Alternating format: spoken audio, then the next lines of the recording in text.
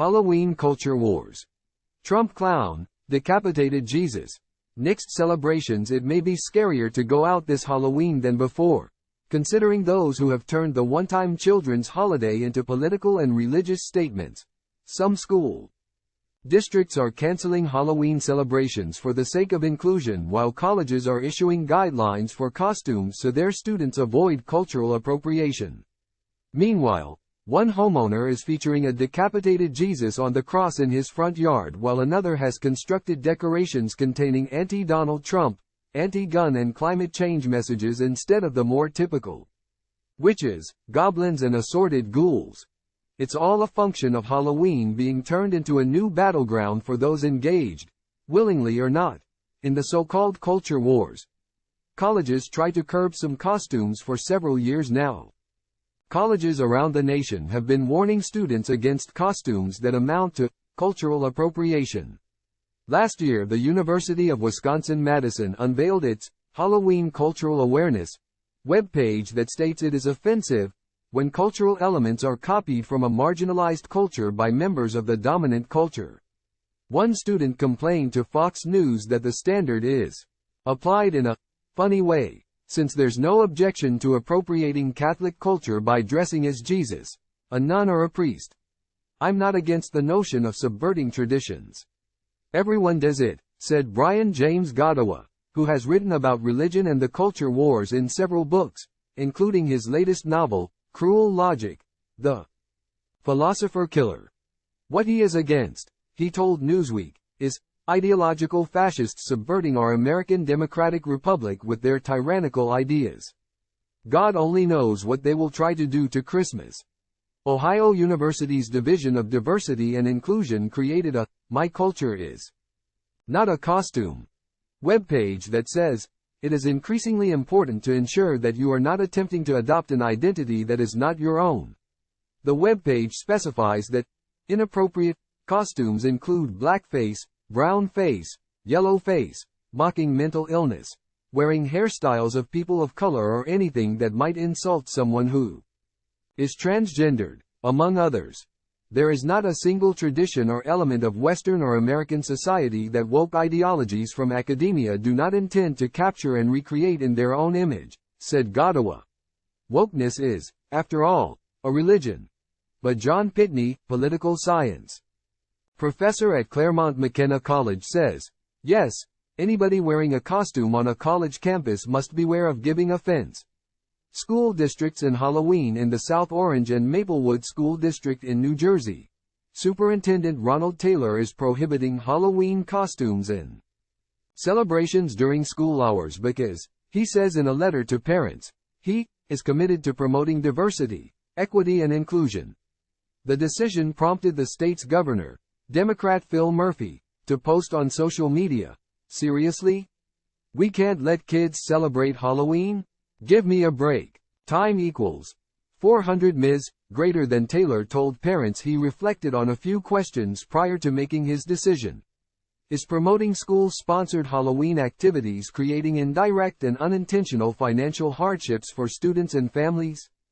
Do school-sponsored Halloween activities violate the dignity of some of our students and families, either culturally or religiously?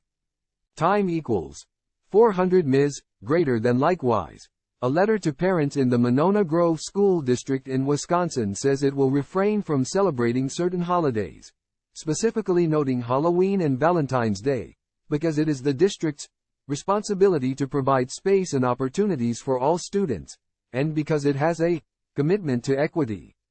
Time equals 400 Ms. greater than. This decision caught the attention of conservatives who are contrasting it with the same school board's approval in June to officially recognize LGBT+ Pride Month. Libs of TikTok, for example, posted, celebrating who people like to have *X with is fine, but don't you dare celebrate Halloween. And the right-leaning College Fix said the district's claim that it is committed to supporting visibility, dignity, and equality is a contradiction, given that it applies to celebrants of Pride but not to celebrants of other holidays. Envelope-pushing Halloween displays. Meanwhile, Mark Warschauer, a history professor at Central Connecticut State University, created a Halloween display in his yard that he is calling Untied States Funhouse, with untied being a reference to a pen with the name of the country etched into it that senators were given during Bill Clinton's 1999 impeachment hearings, and the etching misspelled United. Time equals 400 Ms. Greater than the Halloween display reportedly features an image of Trump dressed as a clown, guns next to skeletons, and an image of a burning earth with a quote from climate change activist Greta Thunberg. "Our house is on fire." Another section of his display includes references to Florida Governor Ron DeSantis, whom he calls Ron Desitin, and to his feud with the Walt Disney County over what his critics dubbed the "Don't Say Gay" bill. There's also a merry-go-round that depicts Trump in jail. Warshauer told USA Today that his Halloween decorations have been political for years, but usually focused on one issue, such as Black Lives Matter or the invasion of Iraq, but this year he took aim at several issues related to Trump and the GOP. "It's controversial. Not everyone's gonna love it," he said. And in Louisiana, Vic Moriana, a New Orleans man, adorned his home with a decapitated Jesus on the cross with Satan holding his bloody head. There are also crucified Catholic nuns and priests and a gravestone that reads, "Hillary's emails," a reference to Hillary Clinton's former use of a private server for some top-secret emails, according to the State Department.